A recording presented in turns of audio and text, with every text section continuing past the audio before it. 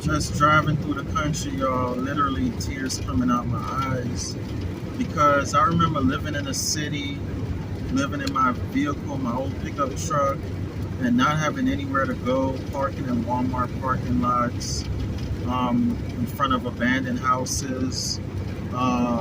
Like everywhere you go, it's just nothing but houses, and every inch is just occupied by some type of house or building.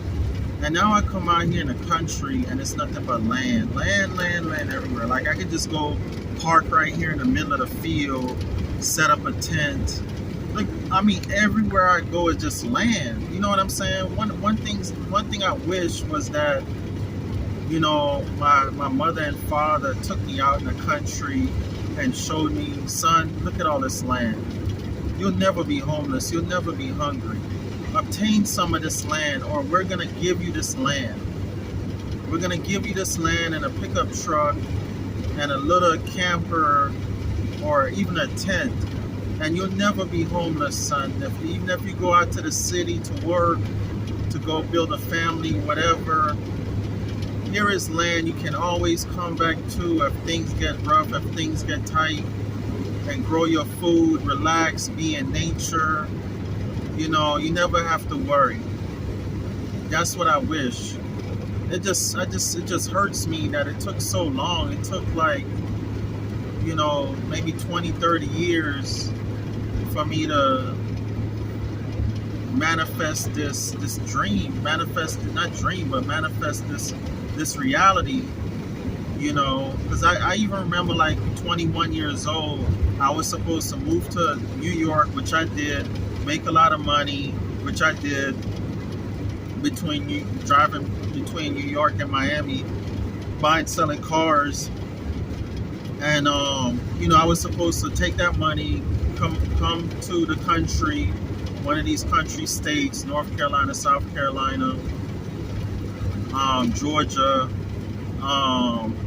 and just relax for the rest of my life. Because at heart, I always knew I would live in a country. I always knew I would be in a country, but I got tied up, with life. Life happened. I had a son, then another son, and you got to take care of your family. And with my last son, I actually got evicted from my place when he must have been maybe 4 years old, something like that. He must have been 4 or 5 years old. And when I got evicted from my place, when my son was 4 or 5 years old, and I had to make him live with his mom full time, and I just go pick him up from school and spend time with him. When that happened, I was like, never again. I'm gonna get me some land somewhere, one way or another, even if I have to save the money for a year, 2, 3 years, 4 years, 5 years, whatever I need to do. I'm just gonna go and do what I know I need to do. Because owning a house, unless I won a lottery or something like that, or went back to school to be some type of doctor, lawyer, engineer, owning a house wasn't really in my bracket at the time. But the Spirit put it in my heart, like, you can own a piece of land. So I started looking for land, and sure enough, I found it. I heard this guy just say, if you want something bad enough, your brain will figure it out. Your brain will figure it out. Your brain will start putting the neurons together and emitting a frequency to make that thing come to you, and you'll figure it out. And I know that's what happened. That's how we manifest. Once we want something bad enough, our brains start to emit the energy, and it comes back to us. The ideas and everything comes back to us, and we end up figuring it out. And that's how I figured out buying land and obtaining land, for a little bit of money cash, and or a little bit of money down, a little bit of money monthly. I started figuring out buying properties, in a group economics. After I bought my first piece of land and a house and a couple properties, I figured out group economics and stuff like that. So to now, I have like 10 business partners, a bunch of properties, I have a university, Dragon University, where I teach people this stuff. I have a contracting business. I have a few podcasts on YouTube, and I'm happy. I'm very happy. I just left the city. I'm back out here in the country, and I'm actually headed back out to the city in a couple hours. It's only an hour away. An hour in any direction. I'm in a major city. But anyhow, I love it. I love being out here in the country. Many times I don't even go in a house or in an RV or in a cabin. Many times I just like park the vehicle in the yard and just go to rest right there through the night. That's happened to me so many times. It's like, man, if I could just get in this yard. And it's like, it's such a overwhelming feeling comes over me. A feeling more overwhelming than when I did have a house, was living in a house with my ex-wife. And, I would come home sometime. And even then I would come home and sleep in the garage, rest in the garage, and or in the driveway, and she'd come out and get me and stuff like that. But it was like, God, we only have this house, it's just, I get out this car, I'm going in this house, this prison. I always had that feeling. But when I pull up to the yard, to the land, and I park there and I rest, and when I walk my property, I just like, wow, look at all this land. Look at all this land. I could just get the dirt bike, ride around all this land, park anywhere I want on this land. Can't nobody come tell me, oh, you can't park here. Can't, I could just set a tent anywhere, pull the RV anywhere. Like, I could just do, if I want to be on this side of the property now, if next month, next year, and tomorrow I want to move the RV to the next side of the property, to the back, I could just do all of these things, and nobody can tell me anything.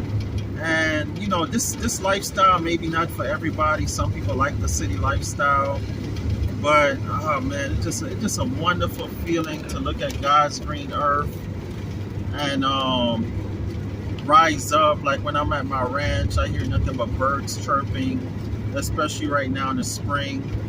And I rise up and get to hear this beautiful nature, and to know I'm gonna hand this over to my offsprings, and my offsprings could even come on the land anytime, and they'll have their own land. And if they like that, I'm stressed out or whatever, they know they could come on the land and relax. They don't have to sit up in the house with me. They could set up a tent or a cabin anywhere on the land and just relax, get themselves together mentally, emotionally, whatever they need to do. They don't need to be in a house with everybody. Everybody could be like an acre, 2 acres apart and still be on the same land. Like that's just an amazing feeling for me, that for the rest of my offspring's lives, none of them will ever be homeless. Long as we keep passing down the land from generation to generation, long as we keep teaching how to keep the land, how to purchase more land, generational wealth and all of this type of stuff. Literally, my offsprings never have to work, will be homeless. Like what I've done just in these past few years, I've secured my offsprings forever. I've secured them forever. I've secured them in a way that, wait, I think I missed my turn. I sure did. I've secured my offsprings in a way that they will never, ever, ever have to worry about anything. They'll never have to worry about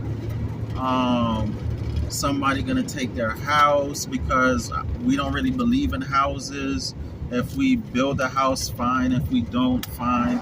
Because we believe in living minimalistically. So basically, my offsprings, I'm teaching them, and I always teach them that, hey, the most important thing is this land. and live off the land, live minimalistically, don't finance no house, build your house no matter how long it takes. It's nothing wrong with living in an RV. It's nothing wrong with living in a single wide. There's nothing wrong with living in a cabin. All this thing about having a big old fancy house, and that's the American dream. That's more like an American nightmare. You know what I'm saying? Living somewhere you can't even afford. You know what I'm saying? Like most people live in these big old houses, and they can't even really afford these big old houses. It's crazy to me. So I just want you guys to, just consider this life. It's just an amazing life, and I love it. And I'll do a part 2. All right, talk to you later. Peace.